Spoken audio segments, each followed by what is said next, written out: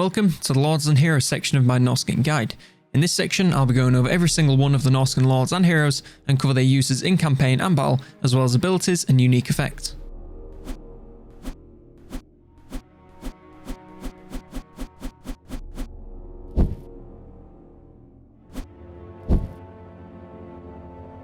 Disclaimer: this guide is based on my personal experiences and opinions and is by no means the definitive way to play the game Immortal Empires. If you have a different strategy or want to add something to mine, please leave a comment down below. Obviously, the main thing you notice when playing as Norsca is the fact that they have no lord choice at all. Aside from the two legendary lords, you only have one generic lord type, which is just criminal. It would have been nice to see some simple spellcaster lords or even other trolls and working lords, but all we have is a marauder. On that same topic of no variety, the mounts for lords and heroes are the same three options used every single time, and it just makes it boring since I'm never inclined to go for anything else but the one we all know is the best. One thing they do have a decent variety in is Lords of Magic. They do have a couple of really good offensive choices that I would pick up given more choice anyway, so no complaints here. It's also nice to have the options have fast and tiny casters as well as strong casters who can also fight, since you can pick exactly what you need to fit your specific army comp. Another unit that's great is the Skin Wolf Werkin. Most factions have a unit that is multi-class and can fill many roles, and Norsca is no different.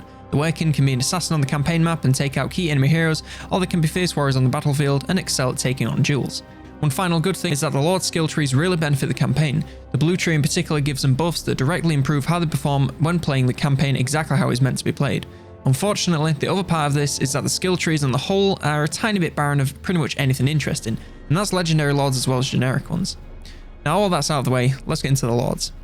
At the time of writing, Norsca have access to two legendary lords who each rule their own faction. First up we have Wulfric the Wanderer, who leads the World Walkers. To the four corners! Choosing him will grant the faction plus 15 melee attack for mammoths and minus 15% upkeep for marauder units. He himself is a siege attacker and his army gains 30% reinforcement range and all units can cause fear.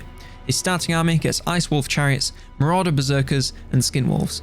On the battlefield, Wulfric is a powerful footlord who is as tough as he is deadly. He is armoured and shielded as well as being a melee expert, so it can be nearly impossible to take down unless you have your own lord to take him on. He's also a duelist however, so excels in one-on-one fights and usually comes out on top. He also has the choice of three mounts, a Norscan Warhorse, Marauder Chariot, and the War Mammoth. Obviously the Mammoth is the best one, but if you want to keep him on something smaller and faster, then both of the other options are just as good for that. He has no spells, but does have the abilities Foe Seeker, Sea Fang, Fight or Die, and Hunter of Champions. When leveling him, you want to follow the blue tree first, picking up Despoilers and Norse Resilience for some gold and replenishment, Devourers of the Flesh to get to Lightning Strike, Unnatural Healing, Fueled by War, and eventually Spawn of Chaos, as they are all fantastic picks. After that you want to move into the red line and pick up some buffs for whatever units you are running from the initial tree and the secondary one. As mentioned earlier, his Mammoth is the best mount, so I normally say for that, but you can choose whichever you like. All the buffs along the top are nice for some passive improvements without being too specific, and finally his yellow tree is also there for any spare points you have left over. He only has one mission that is unique to him, the Sword of Torgald. It starts you out versus a very weak Bretonnian force and brings in several waves of increasingly strong reinforcements.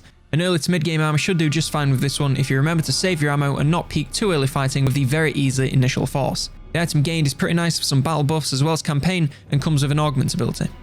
Now both of the legendary lords have access to several missions based on the faction mechanics.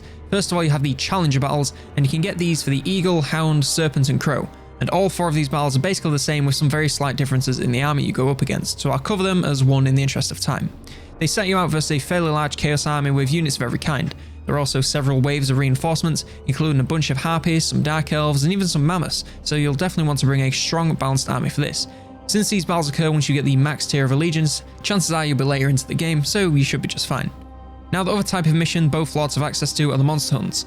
Now most of these monster hunts are quite easy to explain since you are mostly fighting against the monster type you're hunting for and some similar units.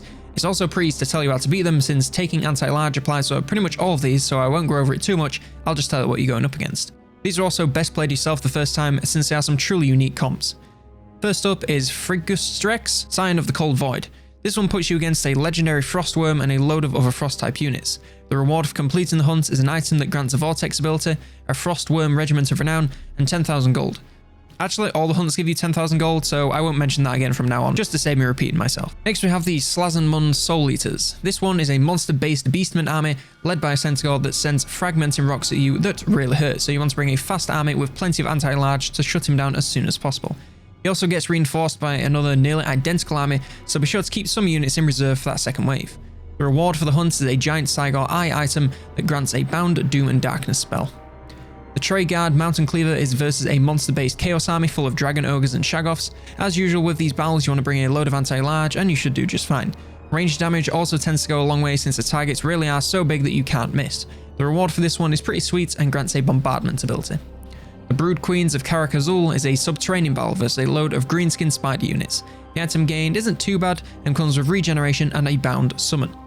Lorgar the Mad Titan is versus a greenskin monster-based army full of giants, squigs, and trolls. The item has trade-off stat-wise, but does come with a bound explosion ability. Redixashen, Serpents of the World Roots, puts you against a Wood Elf monster army full of Forest Dragons, Sisters of the Fawn, Great Eagles, and Treekin. The item gained is decent and comes with the Dwellers below as a bound spell. The Great Moor Herd of Bloodfjord sets you against some dwarves, since this time you're fighting alongside the monster rather than against it. This is the only hunt that you need a different army comp for, since you want to focus on taking out armoured infantry rather than large monsters. It's pretty easy once you shut down their range, so just make sure you have some fast or flying units that can do that. The rewards are the Moor Herd of Bloodfjord, Regiment of Renown, and a banner. The Abyssal Shrieker puts you against a monster-based vampire army. There's a bunch of Terrorgeists backed up by bats and direwolves. The item gained is pretty neat and comes with a bound ability. Mother of the Flame is against a giant Flame Phoenix backed up by some other Flame Phoenixes and some Phoenix Guard. The item is pretty cool for some defensive passives including Rebirth, which is pretty neat. Gargantulzan is a huge Carnosaur and it's backed up by more Carnosaurs, Cold Ones, and some Lizard Infantry. The item gained has some nice defensive and offensive buffs, as well as the Primal Rage ability. The Beast of Rayma puts you against a mixed force of some Beastmen infantry and Dark Elf monsters. There's a few Hydras and Black Dragons, so you might want to bring some ranged units or wait for an endgame comp to make sure you can manage. The item gained isn't too bad and comes with a bound Vortex spell. Finally, the Hell Beast of Seepgore is a Hell Pit abomination backed up by a pretty standard Skaven army full of infantry, ranged units, artillery, and of course some more monsters. For this one, you might want to take a more balanced army rather than full anti-large, since you're basically just going against the Skaven army. The item gained is a decent weapon with some cool buffs and a bound Doom Rocket ability. Our secondary legendary lord is Throg, who's in charge of the Windstooth faction. Choosing him will grant the faction 15% physical resist and minus 20% upkeep for trolls and ice trolls. He's also a siege attacker, and his army grants +1 public order and +2 chaos corruption locally, as well as being immune to all types of attrition. His starting army gets Norscan Warhounds, Norscan Trolls, and Norscan Ice Trolls. In battle, Throg is a huge single entity troll who does massive amounts of armor piercing damage. Throw him into the biggest ball of infantry the enemy has and watch him put in the work. On top of this, he also has regeneration, so if he starts to take too many hits, don't be afraid to pull him out to rest for a couple of minutes and then send him back in once he has a bit more HP. Obviously, due to this size, he doesn't have any mounts and he also has no spells, but he does have the abilities Foe Seeker, Copious Vomit, and Fight or Die. When leveling him, you want to pretty much follow Wulfric's lead by going deep into the blue tree before going for red, and focusing on whatever units you happen to be using in your battles. After that, Sopro has a load of good passive buffs, and finally his yellow tree for any spare points. It might feel like I've just blazed through that, but there really is no difference between him and Wulfric. Throg also has access to just one unique mission. The Windstooth Crown is versus a dwarf force posted up on a hill. They get a couple of sets of reinforcements, but it's nothing too major as long as you don't lose your entire army in the initial battle. If you take a reasonable mid army, you should do just fine. The item gained isn't too bad with some campaign and defensive buffs, as well as an unbreakable augment ability. Our one and only semi-legendary lord is Azric the Mazekeeper. He's unlocked by reaching the max tier of Eagle Allegiance and can do nothing but lead an army. He's a powerful spellcaster who can cause terror and is unbreakable, so will stay fighting until the final possible moments, so don't be scared to let him get his hands dirty. He has no mounts but does have the abilities Metal Shifting and Fight or Die. He also has a mix of the Law of Metal and the Law of Death, and that's all there is since he has no skills of his own. Our only generic lord is the Marauder Chieftain. These lads are basically tough marauders, and looking at their stats, it's even more clear. They are shielded melee experts, so want to be on the front lines alongside your infantry, going against tides of enemies. You don't want to send these guys off against anything too powerful, otherwise they will start to struggle fast, so keep an eye on them and don't let them get focused. They have the mounting options of a Norscan Warhorse, Marauder Chariot, or a War Mammoth, and as usual the Mammoth is the best. They have no access to spells, but do have the abilities Foe Seeker and Fight or Die. When leveling them, we're of course going to start in the blue tree, but this time we can pick up Lightning Strike a point earlier, as well as getting Ruination to help with sieges. After that, it's back to the usual blue suspects before moving up to the red line to buff your preferred units. Weirdly, these guys have a more interesting trait than the Legendary Lords, since they can choose 4 mini lines that buff them and their armies in different ways. Each of them will have some good picks in there, so the choice really is yours what to go for. After this, you want to grab a mount of your choice, most likely the Mammoth, then you can pick the usual top row buffs before finishing off with Immortality as soon as you can. Now we come to the heroes, starting with the only semi-legendary hero, Kihar the Tormentor. This guy is unlocked via reaching max allegiance with the Serpent, and on the battlefield, he certainly is a Tormentor. He's an armoured spellcaster with access to a mix of fire, metal and shadow spells, which adds up to a lot of destructive power from a guy who can just as easily sit on the back line as get involved in the front. He also has a massive dragon mount, which just propels his usefulness into the stratosphere. Like Azric, he cannot be leveled, so has no mounting options apart from his aforementioned dragon, but does have the abilities Kindle Flame and Arcane Conduit. On the campaign map, he can steal tech, wound enemy heroes and block armies. He also gets a massively increased chance of succeeding in any actions, so don't be afraid to keep him out of your armies. He also spreads corruption in the local province, and when embedded in an army, he provides scouting. Our first non-legendary heroes are the Skinwolf Werekin. On the battlefield, these guys are single entity assassins with massive damage and a bonus versus large, making them the perfect unit for sending off to harass large or even mounted lords and units. They also have frenzies, so as long as they are confident, they will deal even more damage than usual. On top of this, they can regenerate, so if things get a little dicey, you can pull them out to catch their breath and send them in once they've recovered. They have no mounts or spells, but do have the abilities Ruinous Flesh, Foe Seeker, and Deadly Onslaught. On the campaign map, they can assault garrisons, assassinate enemy heroes, and assault units. They spread public order, and as with all hero units, increase the discoverability of Skaven Underseas.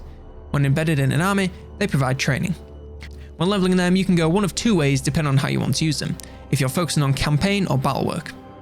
If you're going campaign, then it's pretty simple, just stick to the blue tree, especially Assassinate and Specialist. Once the rest of the blue tree gets filled in, then there's really not much to do apart from wait for immortality. If you're using them for battle, then the only thing you want from the blue tree is training for some passive XP. You then want to focus on the Twisted Flesh line for some defensive buffs to these guys and nearby units, then you want to head into their Dark Horror line for some offensive buffs. Finally, the top row has some nice passive buffs as usual, and immortality is a must as soon as you can. Our next hero type is the Shaman Sorcerers, who come in 3 varieties, but they're pretty much the same aside from passives and the spells they can cast, so I'll cover them as one.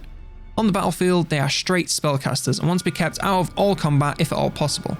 If they get sent in against anything other than super weak infantry, they will lose and die very quickly, so be sure to keep them safe and out of the way so you can get as many casts off as possible. They have access to 2 mounts that help keep them on the move, the Norsca Warhorse and the Marauder Chariot. If you just want them to be casters, then I'd stick to the horse, whereas if you like chariots and want them to do more than the occasional spell, then that might be the way to go. The Deathcaster has the Life Leeching ability and access to the Law of Death. The Firecaster has the Kindle Flame ability and access to the Law of Fire. And finally, the Metalcaster has access to Metal Shifting and the Law of Metal. Metal, there's a T in there. On the campaign map, they can steal tech, wound enemy heroes, and block armies. They spread corruption locally, and when embedded in an army, they provide scouting. When leveling them, you want to pick up their spells before anything else, otherwise they are truly useless. After you have all the magic you want, you can pick up scouting to try and collect some extra items during battles. You can also grab a mount of your choice, and of course the top row is home to some decent passive buffs for attack and defense, as well as some campaign buffs. Finally, immortality is as essential as it always is. Our final hero type is the Famir Balefiends, and they come in 2 varieties, but again, they are the same apart from the passives and the spells they can cast, so I'll go over them as one.